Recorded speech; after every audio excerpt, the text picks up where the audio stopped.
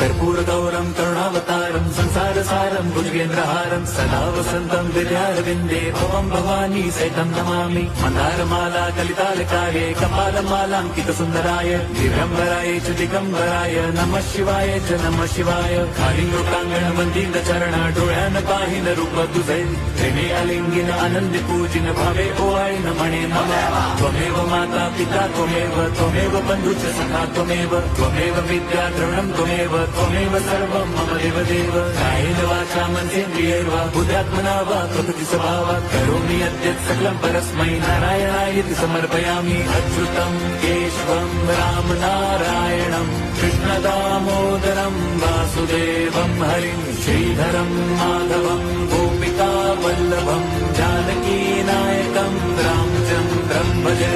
Hare Ram